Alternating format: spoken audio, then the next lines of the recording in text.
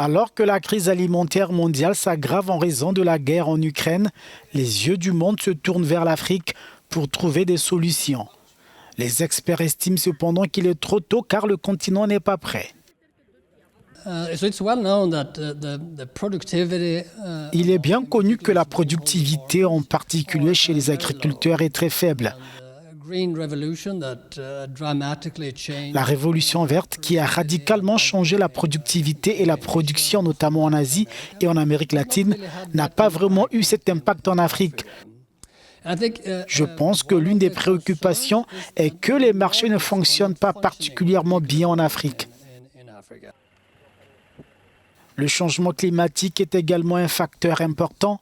La Corne de l'Afrique, par exemple, connaît sa pire sécheresse depuis des décennies.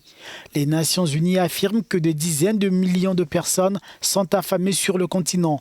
Beaucoup fuient à la recherche d'une vie meilleure. Certains se rendent en Europe.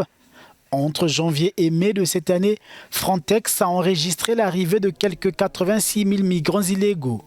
Pendant la pandémie de Covid-19, il y a eu une légère diminution de l'arrivée de migrants illégaux en Europe, mais elle était temporaire. Actuellement, nous assistons à une situation beaucoup plus désespérée et nous voyons des familles entières quitter l'Afrique de l'Ouest. Et ce que nous constatons, c'est qu'il existe de nouvelles routes. En général, la route qui a fait le plus de morts est celle de la Méditerranée centrale, où les gens arrivent d'Afrique de l'Ouest, traversent le désert du Sahara et ont beaucoup de problèmes en Libye. Sur cette route désertique et en Libye, beaucoup de gens sont morts dont nous ne savons presque rien. On parle toujours de la Méditerranée, mais la plupart des gens qui tentent la route meurent dans le désert, meurent en Libye ou sont en situation de travail forcé.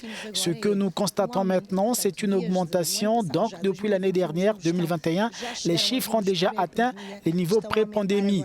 Les chiffres augmentent maintenant en 2022, les décès augmentent. En plus de cela, il y a de nouvelles routes. Nous voyons maintenant beaucoup de familles qui tentent de se rendre aux îles Canaries. La crise alimentaire, les migrations, les réformes économiques et politiques en Afrique sont quelques-uns des sujets abordés pendant 2 jours à la conférence Nova Africa. Miguel Roque Dias para Africa News e Euronews, Lisboa.